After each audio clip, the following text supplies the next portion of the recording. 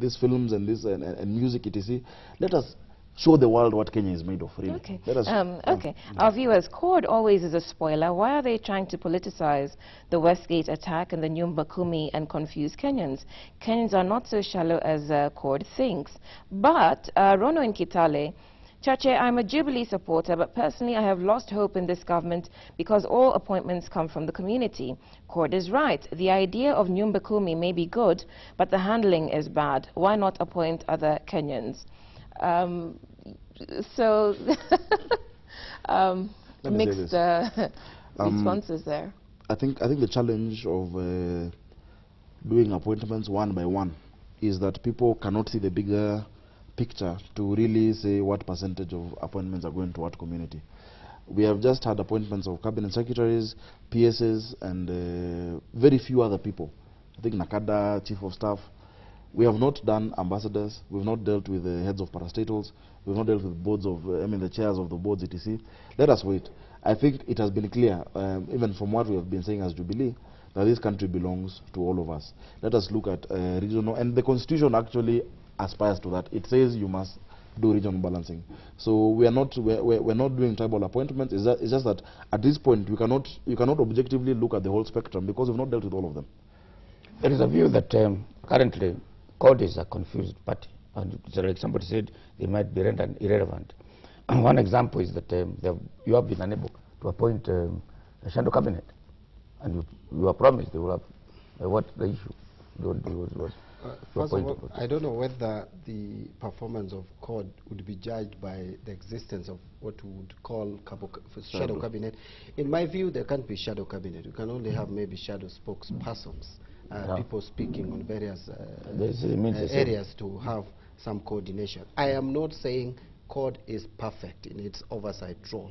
CORD has its weaknesses which needs to be addressed, some of which, the reasons why we sometimes hold parliamentary group meetings is to do internal assessment and find out if, as a coalition, have we been able to deliver as expected by the people of Kenya.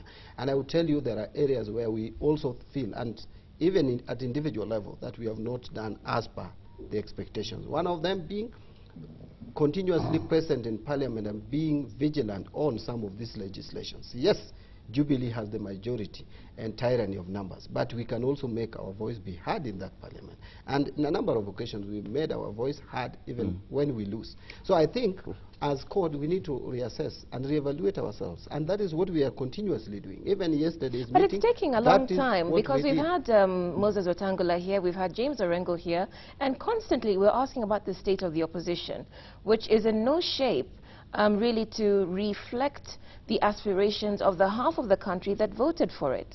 Let me say something from the other side. Whenever CORD makes sense in the National Assembly, the times that happens, we agree. With or without tyranny, we many times agree. We really want a thriving and active opposition to be there, because we want to deliver to Kenyans, we want to be kept in check. But we don't want an opposition that will just oppose everything for the sake of opposing it. So please, reorganize yourselves, give us that credible opposition. If you are squabbling about who becomes shadow, you're squabbling about a shadow minister. If the press reports are true, I'm not sure. I'm not sure whether we have been squabbling about who is supposed to be shadow. Because if you ask me, no one has ever asked me to make any recommendation of who is supposed to be shadow, or whether I want to. Maybe you're being appointed. Okay, we've got just 10 minutes left. The point I wanted to put is where I don't see where CORD has been opposing for the sake of it. If you talk of ICC, what we were opposed to is withdrawal from the Rome Statute. What we say, please let us solve this problem within the statute, because we ratified it and it is part of our constitution. Secondly, we spoke about the laptop project. You can see now, if we put that money into some good use, by now we would have moved some steps forward. What Jubilee government should have done was to do feasibility study, and all these problems now that we are seeing, there was no pressure. You could implement your laptop project from the next financial year, but put the proper structures in place. So but I don't think isn't there a challenge though? For the sake of isn't there a challenge of internal wrangling? the Senator Hassan Omar is being accused of working as a Jubilee mole to split up CORD. You're trying to reorganize yourselves. You have elections or something happening next February. It's taking a while for CORD to come and form itself as a robust opposition, to the extent that some viewers are asking you to leave CORD because they're impressed with you. Okay, fine. First of all, I think it should be understood that the individual parties within CORD, and we must understand that this coalition was just formed before election. Individual parties within CORD have their own plans and programs on how to restructure, including ODM, which has some activity in February. It must be understood in the issue of individual members talking at cross purpose. It must be understood that it is very difficult to be in opposition, because to get loyalty and retain loyalty of members when you are in opposition is not as easy as it would happen when you are in government, because there is that stick, so to say. The carrot, rather. The carrot, but the carrot. And also you have a way of influencing the loyalty. And I think so far CORD has done very well in terms of unity, because I don't see evidence of members of CORD coalition going out there and being disobedient, publicly. So when Senator Hassan says that Raila Odinga is not guaranteed an automatic ticket to contest the presidency come 2017, and he faces criticism from members of CORD, how would you characterize that? For me, I don't think we should condemn Senator Omar for airing his view. Because again, where is the law that says Raila Odinga must be the automatic CORD candidate? We may prefer it, and I prefer him to be our candidate in 2017. But that is my preference. And the only thing is, I would advise that members of CORD speak within CORD. Actually, there are some issues that are better raised when we are as a CORD coalition. But when you speak it out there, like maybe Senator Omar did, then it appears like there are some wrongles within the CORD coalition. But in my view, I have no evidence. You know, like when Kalonzo missed some CORD meetings, and mostly because he was out of the country. There was speculation out there that he is supposed to be leaving CORD. Yet the former vice president is so committed to CORD. Or at least the picture. What about replacing the old guard with younger blood like yourself, Senator Omar, Ababu Namwamba? Where is that discussion going? There is no problem with mixing the various age groups in leadership. Leadership does not go by age. In my view, it is about ideas, and as many have spoken about it. I don't want to appear repetitive. That it is about the youthfulness in ideas, not really youthfulness in terms of age. Because we have seen young people bring this country to his knees. Remember, Patni almost brought the economy of this country to his knees when he was very young. He was very young. And still free. Yeah, so I would say we need that blend. But as to saying that we need to replace some of these, the leadership of the party with the young people just overnight, I don't think is right. Okay. And so coming to you, Mr. Sakaja, because of course you're the chairman of TNA, yes. But recently we've also been hearing dissent within the ranks. Party within the grander coalition, there have been accusations of fixing and favoritism. Maybe before I get to that, let me just ask, let's not pressure CORD too much to get organized, because they have at least 20 years to be in opposition. You know, they can take their time. You're patronizing them. Yeah. They have time to be an organized opposition.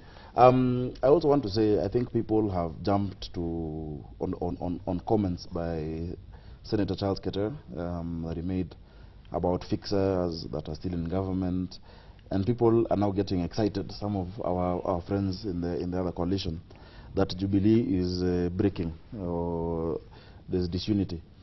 I want to assure you and Kenyans, this Jubilee, the unity in Jubilee is there, and it will be there for a long time. We did not come together on flimsy grounds. It was not a coalition just of convenience, or because there were no other options. Everybody else had formed the coalition. We were the first to form ours.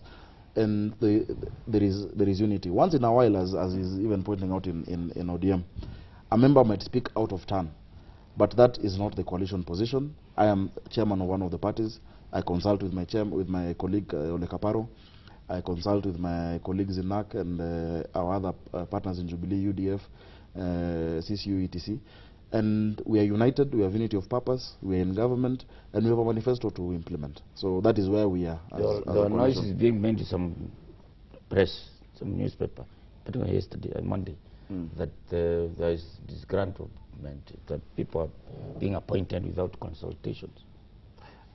I think the Deputy President addressed that issue very well on Sunday. He said this is not Katentusu government. You know that one for consultation and concurrence. Yes. We have one president, we have one deputy, and they are a team. If there is ever disgruntlement within the coalition, it will not be addressed through the media. We have internal memos, we have phones, hotlines, and they can visit each other. So, and definitely in any coalition, once in a while there might be some small issues that come up, but we have agreed and decided that whenever such issues come up, because we're not so naive as to think that there'll never be issues. Okay. But whenever they come up, we want to solve most of these issues. Okay, I'm going to cut you short because there's a quick question here from Givan in Huisero.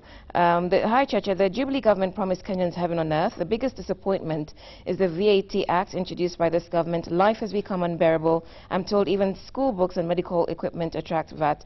Let Sakaja comment on this very quickly because we're winding up. Okay, very quickly on VAT. The VAT law was passed by the National Assembly. There was some protest from court, but all the same, it was passed. We do not want to increase burden on Kenyans in that manner.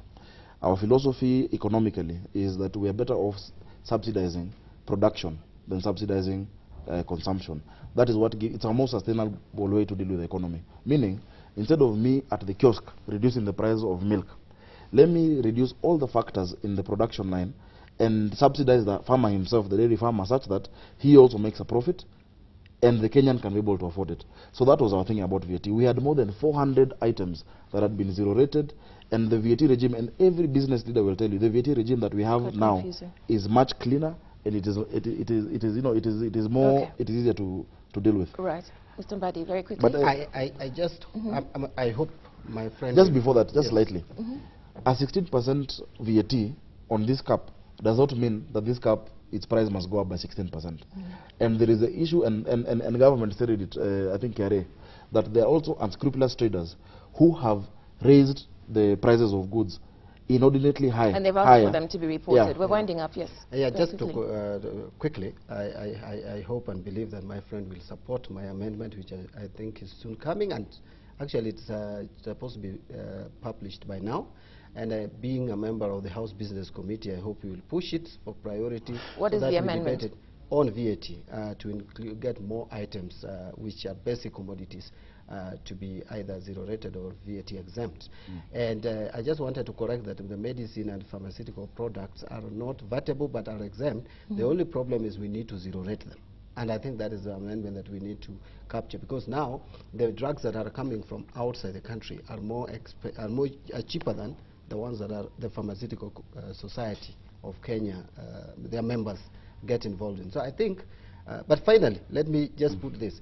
One of the problems of VAT Act is that the Cabinet Secretary, the period we gave him between the time it was passed and assented to the time it was actualized, and we gave him the mandate to do that, he should have explained to the people of Kenya. Yes, and that was the need. That is the reason why we gave him that time. And I wonder, I ask myself why he did not take that opportunity to explain to Kenyans which items are zero-rated, which ones are exempt, and which ones are VATable. So that which is why there's such confusion. We must deal with those unscrupulous traders. When fuel goes up by 3 shillings, the matatu increases the fuel by 30 shillings. You know, and then for every individual, we need to deal with that. So we're winding up. The question we've been considering throughout the program has been the state of the nation. Mutegi, from what you've heard from both these honourable MPs, what do you think? I think the honourable gentleman, and I think the discussion was very nice, but the issue raised by this gentleman about life inflation and the cost of living, that's an issue that affects everybody and everybody. Okay, all right. So we're winding up now. I'll leave with this thought, which I don't usually do, but it reflects the balance of the messages we've been receiving. Such maturity from both Mdadi and Sakaja, admitting mistakes and committing to solutions.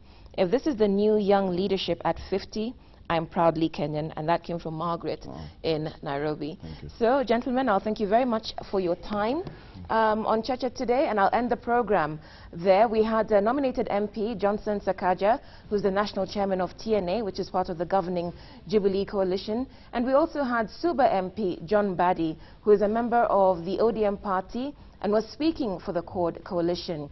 And the panel of one, Mutegi Injao. I'll also thank you, all our viewers, for watching, engaging, and for sending us your questions and opinions. My name is Udra Kamimo. We'll see you next week.